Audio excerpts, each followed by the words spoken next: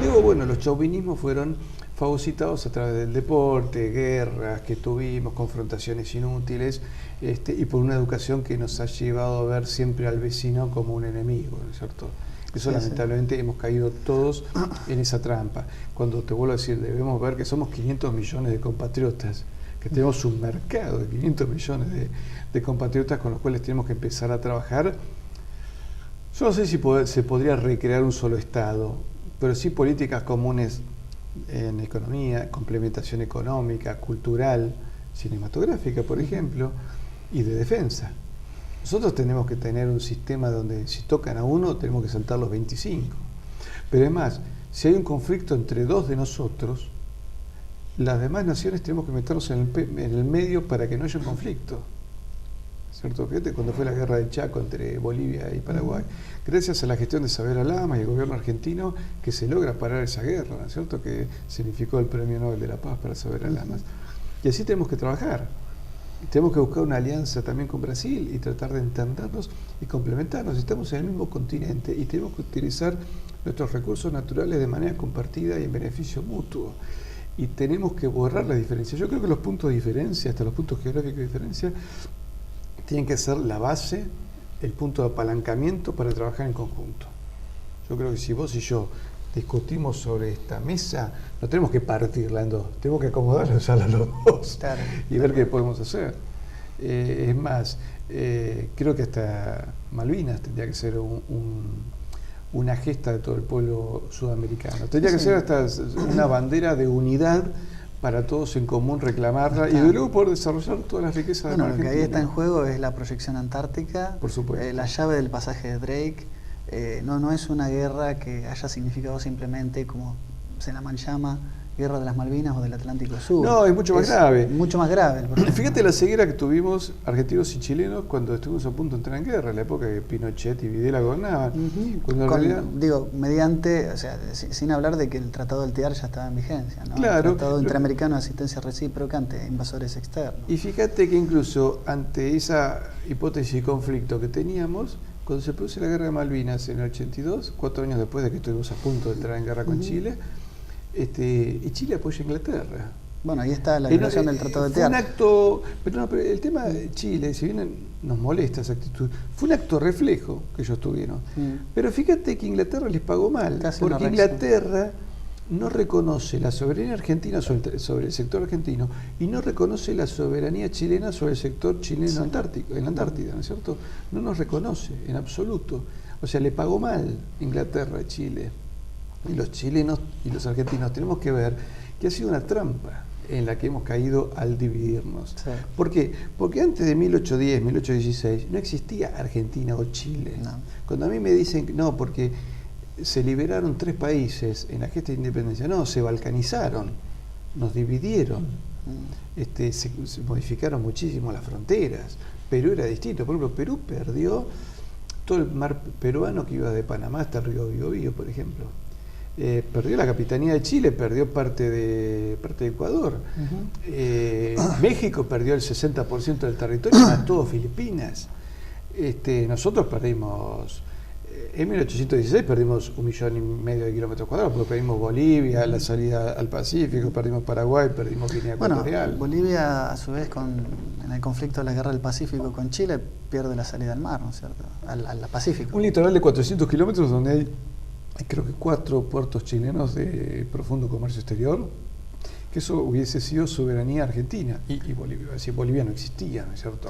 Podemos decir que hay una única identidad que está, obviamente es el ejemplo más cabal, que mejor retrata este lema del divide y reinarás, o divide y triunfarás, ¿no? y en eso los ingleses han sido brillantes, ¿no? Y eso es guerra cultural, para balcanizarnos. Porque, bueno, Inglaterra también, lamentablemente, al perder ellos su identidad, a partir de Enrique VIII, se convirtió en una nación que empezó a avasallar a los distintos pueblos, ¿no es cierto? Porque antes Inglaterra no era así. era un país realmente mucho más agradable. Sí. Aparte insular, no preocupado por los problemas de Europa continental ni siquiera. Claro, la antigua, la Olmer England, como se decía, esa Inglaterra bucólica, cristiana, artúrica, era una Inglaterra mucho más civilizada, mucho más agradable y que vivía en plena armonía con el resto de Europa.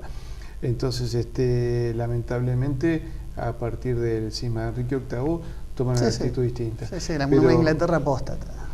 Claro, pero nosotros en realidad debemos tratar de recuperar esa identidad, tenemos que ver esos valores hispanocatólicos. Es decir, obviamente que no estamos hablando de ir a golpear el Palacio Real porque ya las realidades se han dado, es más, la actual España poco tiene que ver con España de los Reyes Católicos, ¿no es cierto? No es que no tenga nada que ver, pero tiene mucho menos que ver. Digamos, España no tuvo la visión de volver en el siglo XX a crear lazos más fuertes con Hispanoamérica, sino que se volcó a la Unión Europea, ¿no es cierto? Es más, el nuevo escudo real del actual rey Felipe VI, fíjate que sacó la aspa de Borgoña, que era la bandera que nos unifica a los pueblos hispanoamericanos. Si hay una bandera hispanoamericana, es la de las aspas de Borgoña, ¿no es cierto? Esa es la bandera común. Que como te decía, todavía en algunos departamentos de Bolivia es bandera departamental. En Estados Unidos hay 2 estados que todavía lo mantienen. Entonces, en realidad tenemos que tratar de recuperar esa identidad, porque las naciones sobreviven por su identidad, porque su identidad es la que les permite también ser capaces de luchar por algo más profundo. Y ¿te acuerdas de Pierre Clostermann, el piloto francés que vino a homenajear a los pilotos argentinos? Dice, las naciones respetan a los pueblos que son capaces de luchar y hasta dar la sangre por lo que creen. Y Argentina fue capaz de dar sangre por lo que creía, ¿cierto? Fíjate que la gesta de Malvinas, tenés muchísimas naciones hispanoamericanas que vinieron a nuestra ayuda, que ofrecieron de todo. Cuba ofreció hasta submarinos y aviones caza preparados para atacar buques ingleses y tropa entrenada en Siberia, por ejemplo, o sea, en el clima frío. Guatemala ofreció tropa, Nicaragua ofreció municiones, que era lo que tenían. Pero tenés, por ejemplo, más de 30.000 voluntarios peruanos, bolivianos, paraguayos, hasta algunos uruguayos y brasileños. Obviamente Perú envió todo un escuadrón de cazas, pero todo eso, las Fuerzas Armadas venezolanas querían venir de lleno, las 3 fuerzas de aire, mar y tierra querían combatir junto a nosotros, que eso no se vio. Lamentablemente el gobierno militar tenía una ceguera política, no tuvo ni idea, porque no entendía tampoco esa identidad hispanoamericana, no la entendía. Curiosamente las demás naciones la veían y nosotros no lo veíamos. De hecho nos reclamaron, Guatemala por ejemplo reclamó el que no le hayamos aceptado la ayuda y que nos hayamos rendido sin haberle permitido a ellos combatir. Estamos hablando de Guatemala, que es un país muy chiquito. Entonces, pero ¿con qué dignidad? Entonces, eso mostró cuál era la identidad. Algunos acá creían que todavía la guerra con Inglaterra era una guerra intraeuropea, no. Era una guerra del mundo hispánico contra el mundo anglosajón. Y algunos dicen, bueno, pero en realidad, ¿qué es lo que trae España acá? Y bueno, nos trae el orden romano, la filosofía griega, la fe de Tierra Santa. Todo eso conforma una civilización que permitió tener ya en poco tiempo 25 universidades y un desarrollo tecnológico que luego muchos de esos desarrollos aparecen en el mundo anglosajón y que los anglosajones se lo adjudican ellos mismos. Hay todo un tema ahí para investigar. Sí, que en realidad son plagios sí, o robo directamente, o acá se abandonó o se tapó. Pero Hispanoamérica, por ejemplo, es la primera civilización que organiza una vacunación masiva. En la época de, no recuerdo si es Carlos III o Carlos IV, se hizo una vacunación contra la viruela.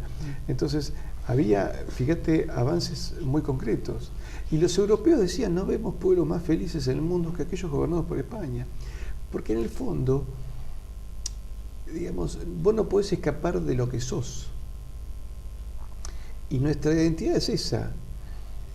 Nosotros éramos las Españas americanas, que aprendemos a rezarle a Cristo, a leer a Platón, a admirar el orden romano, y que tomamos el coraje español, y que aportamos, porque el americano, por ejemplo, le aporta... La tenacidad carpetobetónica. Claro, pero fíjate que el americano aporta, por ejemplo, la dulcificación del castellano.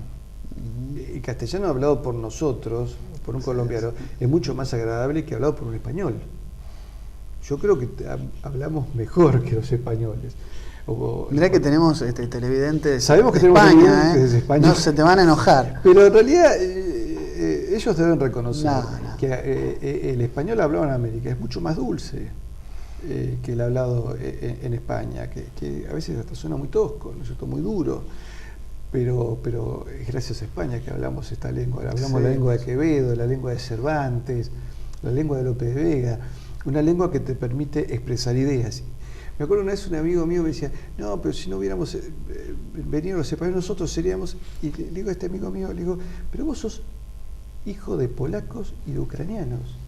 Es decir, tus abuelos no se hubiesen conocido, porque además no habrían sobrevivido a la Segunda Guerra Mundial, habrían terminado muriendo, ¿viste? En el gueto de Varsovia, en alguna situación violenta, ¿no es cierto? Y fíjate que pudieron venir a América, ir a América a conocerse y mantener sus tradiciones, y fue gracias a América que ustedes tuvieron un continente. Pero ustedes no son originarios de acá. No, acá, claro, tenés razón, me dice. Nuestra historia... Sí, hay que agregarle esa tónica muy argentina, muy del cono sur, de también las inmigraciones. Eso hay que admitirlo, ¿no? Pero digamos, el inmigrante... Pero que había habido unas bases que propicias para poder recibir esa población. Pero el inmigrante también tiene que entender que, digamos, él no es parte digamos, de esa gente que podría quejarse, es decir, hubiésemos sido otra cosa, porque ellos no hubiesen sido nada, porque no habrían nacido. Es decir, mi apellido es francés, el tuyo es italiano. Nosotros no habríamos nacido porque nuestros ancestros europeos no hubiesen venido nunca acá. Es decir, y los pueblos aborígenes vinieron de Asia, es decir, no hubo un Adán y Eva americano. Los pueblos aborígenes son originarios por el estrecho de Bering o por las balsas. Sí, hay varias teorías. Que llegaron, los que vinieron de la Polinesia, por todas las teorías que puedas encontrar, ¿no es cierto? También se dice que los europeos encontraron acá tribus de blancos, por ejemplo. Sí, los Atumurunas, aquellas regiones, las tribus vikingas. Claro, entonces ahí hay cosas rarísimas, ¿no es cierto?, que se complementan. Pero, digamos, España unifica un continente, pero además unifica el globo. Acuérdate que el mundo... Antes de 1492 era inconexo. Mejor dicho, antes de Magallanes era inconexo. Magallanes y Elcano, a través del estrecho, al unir el globo terráqueo, unen el globo. Sí, y creo que también el aporte de Vasco Núñez de Balboa, ¿no? Que por tierra llega al Pacífico. Pero esas son las expediciones que unifican el globo. Claro. Elcano es en realidad el que unifica el globo. Y nosotros tenemos un continente de norte a sur, es decir, manejamos, como en el fútbol, el mediocampo. Yo no soy muy especialista de fútbol, pero si vos manejás el mediocampo, sostenés bien la defensa el volante. Y podés lograr el ataque más efectivo. Y nosotros tenemos ese poder geopolítico y teníamos una moneda que, como te decía antes, caminaba hasta China. Es decir, teníamos la primera moneda global. Analicemos lo que perdimos para entender quién nos está inventando la leyenda negra y no creernos esa leyenda negra que dice que éramos malos, terribles y demás. No, fuimos a una civilización con sus grises, por supuesto, con sus blancos y con sus negros, obviamente, como tienen todos. Pero fue una civilización que permitió que la raza que ya había nacido en esta tierra sobreviviera. En las colonias inglesas no sobrevivió ni Pocahontas. Patricio, nos quedamos sin tiempo, se nos termina el programa. Te agradezco esta visita, esta entrevista. Muy enjundiosa realmente tus aclaraciones, tus palabras, tus reflexiones. Esperemos poder hacer alguna segunda vuelta, algún balotage, rever algunos de estos temas y profundizar la problemática de la guerra semántica, de las leyendas negras, que es tan interesante, no solo para nosotros como argentinos, sino para la patria grande, ¿no? Para los pueblos mal llamados latinoamericanos, para la Hispanoamérica. Sí, otro día podemos hablar de los procesos que fueron generando ese cambio, esa guerra semántica, que fueron varios pasos que nos fueron convenciendo de que en realidad no éramos grandes, sino que éramos perversos y que éramos mejor que nos balcanizaran hasta llegar a algunos estados. Nos han condicionado como el perro de Pavlov, con solo decir nuestro pasado pre-independentista, ya se nos eriza la piel y tenemos que pedir perdón por anticipado. Así es, y han creado hasta estados de tamaño municipal como son los estados de Centroamérica, ¿no? Que lamentablemente los han fraccionado, atomizado en 7, 8 países minúsculos sin posibilidad ni destino, ¿cierto? Muchas gracias, Patricio. Gracias a vos.